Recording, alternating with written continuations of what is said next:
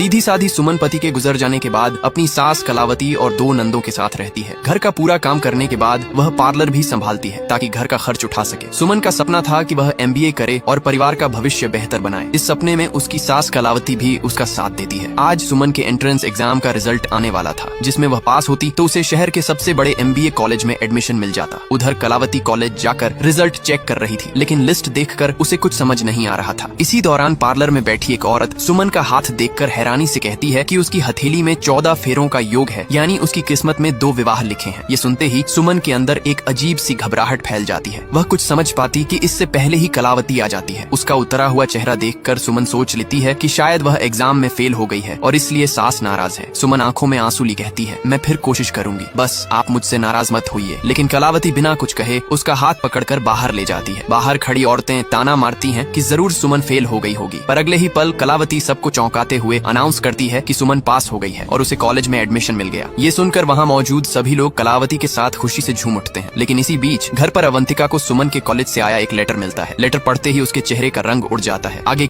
कलावती के साथ सभी लोग सुमन के एंट्रेंस एग्जाम में पास होने की खुशी मना रहे थे। लेकिन इसी बीच अंतरा को सुमन के कॉलेज से आया एक लेटर मिलता है, जिसे पढ़कर उसके होश उड़ जाते हैं। शाम को कलावती ने सुमन के पास होने की खुशी में अपने यहाँ तुलसी विवाह का आयोजन किया था। परिवार के लोग किसी गलत फहमी में न रहे, इसलिए अंतरा ना चाहते हुए भी लेटर संजना को थमा देती है। लेटर पढ़कर संजना भी हैरान रह जाती है और बिना देर किए तुरंत जाकर कलावती को सारी सच्चाई बता देती है, जिसे सुनकर कलावती गुस्से में सुमन को घर के अंदर बुलाती है। घर में वह सुमन को लेटर दिखाकर बताती है कि उसकी स्कॉलरशिप रिजेक्ट हो गई है और कॉलेज में एडमिशन के लिए 4 दिन में 2 लाख रुपए जमा करने होंगे। यह सुनकर सुमन को बहुत बड़ा झटका लगता है और कलावती भी निराश हो जाती है, क्योंकि सुमन के MBA के साथ उसके कई सपने जुड़े थे जो अब टूटते नजर आ रहे थे। सभी को निराश देखकर सुमन वादा करती है कि वह MBA जरूर करेगी, चाहे हालात कुछ भी हो। इस पर कलावती उससे पूछती है कि वह इतने कम समय में 2 लाख रुपए कहां से लाएगी, जिस पर सुमन पूरी श्रद्धा से कहती है कि तुलसी मैया उसे जरूर कोई रास्ता दिखाएंगी। तुलसी विवाह की रस्म के समय सुमन देखती है कि वहाँ किसी महिला के पल्लू में आग लगी है, इसलिए वह उसे बचाने के लिए तुरंत दौड़ पड़ती है। लेकिन इस घटना के दौरान सुहाग की चुनरी उसकी दोनों ननदों के साथ उसके सिर पर भी आ गिरती है, जिसे देख पंडित जी कहते हैं ये तो शुभ संकेत है। माता के आशीर्वाद से जल्द ही तीनों के शादी की शहनाई बजेगी, जिसे सुन कलावती दंग रह जाती है। गलती से सुहाग की चुनरी सुमन के दोनों नंदों के साथ उसके सिर पर भी आ गिरती है, जिसे देख पंडित जी कहते हैं ये तो माता का शुभ संकेत है। और जिस पर सुहाग की चुनरी गिरती है उसके जीवन में जल्द ही विवाह का शुभ संयोग प्रकट होता है। तभी भीड़ में खड़ी एक महिला बोल पड़ती है कि चूनर तो सुमन के सिर पर भी गिरी है, तो क्या सुमन का भी दोबारा ब्याह होगा? जिस पर कलावती गुस्से में बोलती है कि सुमन उसके बेटे की विधवा है, इसीलिए उसका पुनर्विवाह परंपराओं के अनुसार संभव नहीं। रात को सभी के जाने के बाद कलावती इस बात से परेशान है कि सुमन के MBA एडमिशन के लिए इतने कम समय में 2 लाख रुपए कहां से आएंगे। लेकिन सुमन को तुलसी मैया पर पूरा विश्वास है कि वो उसे जरूर कोई रास्ता दिखाएंगी। कुछ देर बाद सुमन चुपचाप बरामदे में बैठी कलावती के पास आती है और बताती है कि उसने पैसों का इंतजाम कर लिया है। दरअसल वह अपने गहने बेचकर फीस जमा करवाना चाहती थी। कोई रास्ता ना होने पर कलावती भी गहने बेचने के लिए अपनी सहमति दे देती है, मगर सभी गहनों का हिसाब लगाने के बावजूद अभी भी लगभग 30,000 रुपए कम पड़ रहे थे। सभी गहनों का हिसाब लगाने के बाद भी एडमिशन के लिए करीब 30,000 रुपए कम पड़ रहे थे, जिस वजह से सुमन की चिंता बढ़ जाती है, पर उसका हौसला अभी भी मजबूत है। अगली सुबह सुमन एक नई उम्मीद के साथ अपनी पार्लर स्किल्स के सहारे बाकी के पैसों का इंतजाम करने का प्लान बनाती है। इसीलिए वह अपने पुराने कस्टमर को फोन करके उन्हें 50% डिस्काउंट ऑफर के बारे में बताती है, ताकि ज्यादा काम मिले और पैसों का इंतजाम जल्द से जल्द हो सके। किस्मत भी सुमन का साथ देती है और थोड़ी ही देर में उसे मित्तल सदन से एक आर्डर मिलता है। इस एक आर्डर को पूरा करने पर सुमन के फीस का इंतजाम हो जाता, इसीलिए वह अपनी दोनों ननदों के साथ काम पूरा करने के लिए तुरंत मित्तल सदन पहुंचती है। यह आर्डर उसके एडमिशन की आखिरी उम्मीद थी। वहाँ घर के लोग उसे अजनबी समझकर उससे उसकी पहचान पूछते हैं। इस पर सुमन बताती है कि उसने नूपुर जी से ब्यूटी सर्विस देने के लिए फोन पर बात की थी। यह सुनकर नूपुर उसे अंदर चलने को कहती है। सभी लोग सुमन से ब्यूटी सर्विस लेने के लिए बेहद उत्साहित थे कि इतने में नूपुर की जेठानी